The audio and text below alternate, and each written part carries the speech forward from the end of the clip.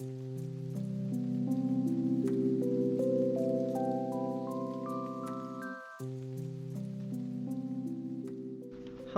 everybody.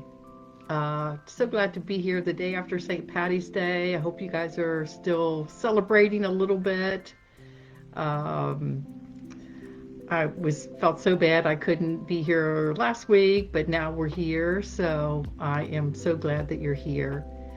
And so I hope everybody's doing well. Um, when you come on, I'd love to hear where you're from, as always. Would love to hear that. And each week is a little bit different, so would love to hear that. So welcome, everybody. Welcome, welcome. We have somebody from Virginia. That's fantastic.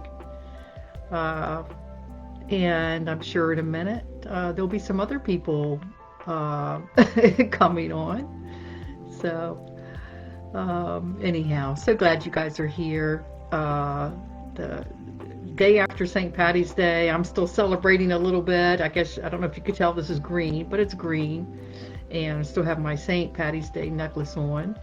So anyhow, hope you guys had a good St. Patty's Day.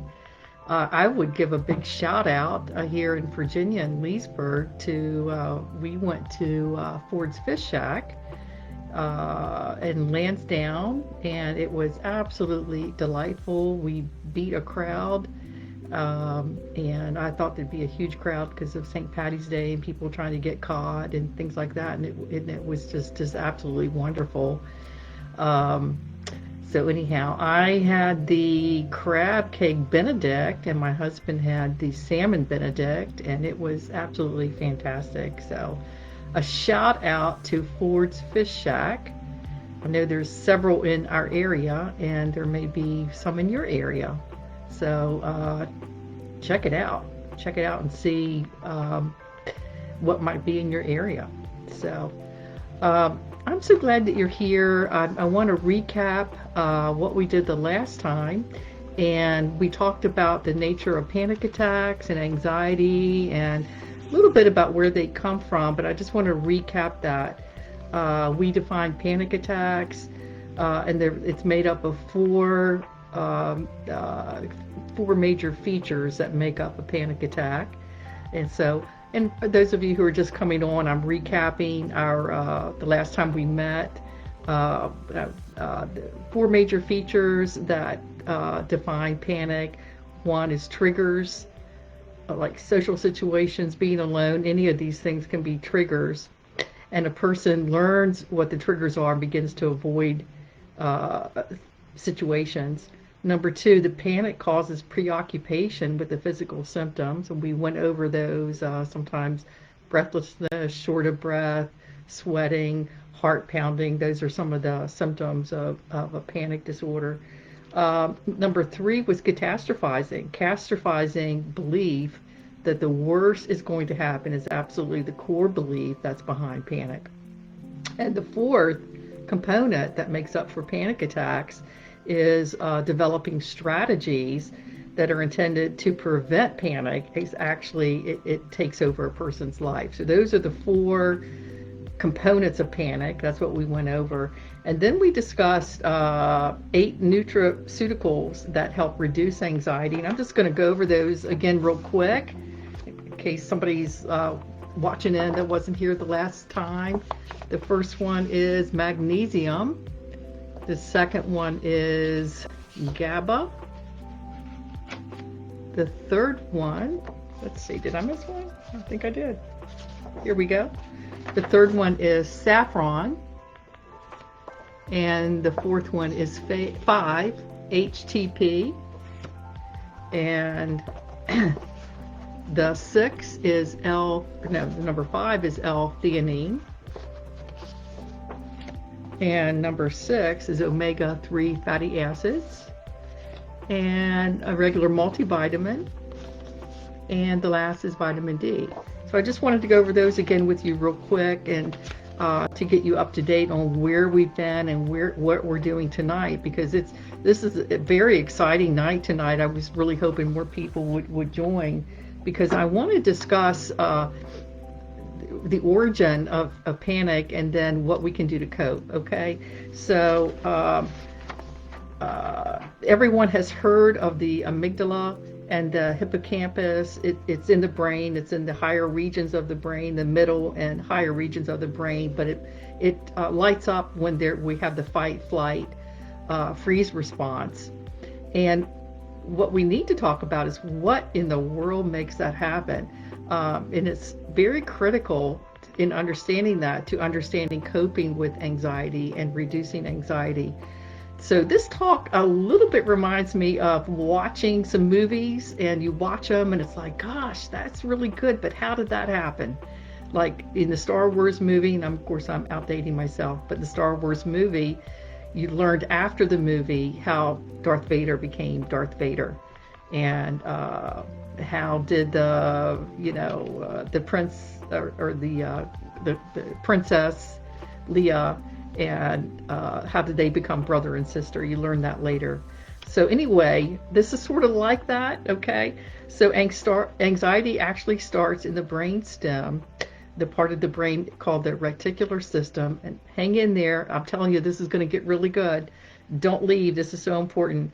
The reticular formation system regulates arousal, both positive and negative. And that is so crucial and critical to our understanding of panic and our understanding of anxiety. So negative messages captures attention as well as a positive messages too. But here's the thing, in the reticular formation of the brain, what happens is the negative gets far more attention because it produces a higher arousal rate, which I think is common sense. But because of that, we end up paying more attention to negative messages, and it really grabs our attention. Okay, so a little bit of how this works in the brain I want to show you. So here we give ourselves the messages. Don't forget the bread. Okay, how does our brain interpret it? Our brain interprets it as forget the bread. And why is because forget the bread weighs more. It's heavier message, okay, than the other messages, okay? So here we go. I don't want to slip and fall. How does our brain interpret that?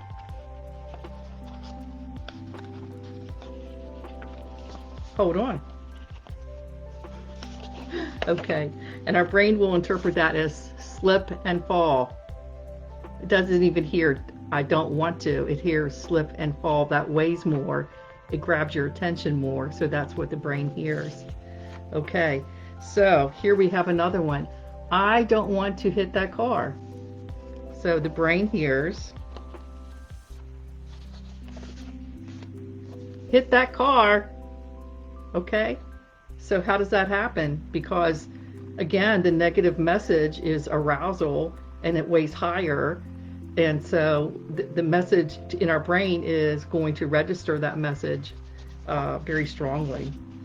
Okay, here is another one. With anxiety, I don't want to go to that store because I will have a panic attack. Okay, how does the brain hear that? The brain hears have a panic attack. Okay. Okay. So each morning what we want to do is ask ourselves, what do we want for this day? And that's a really strong message. And the other anxiety messages have us thinking about how we can avoid anxiety, how we can avoid those things for the day. But when we ask, what do I want for the day? It helps us, puts us in the driver's seat. Okay. So, how about what else do we say to ourselves instead of saying, don't forget the bread? We want to say something like, I want to remind myself to get the bread. Okay. How about I don't want to slip and fall? Let's see, what our brain will say is, what our brain needs to say is, I can imagine crossing the street safely. Okay? All right. Here's another one. I don't want to hit that car. So our brain could say, imagine coping. Oh, wait, nope, oops. I got it in the wrong place here. Hold on. I can safely drive, okay? We can imagine that. I am safely driving. And the last one was about the panic. I can't go into the store. Imagine coping. I'm imagining that I'm coping just fine and that this will pass. Okay, so what we say in our minds, okay, is a real message to our brains and helps to reduce anxiety in the brain. So we really want to watch those messages that we say. We want to start the day out by saying, what do I want from today? You know, what is it that I want?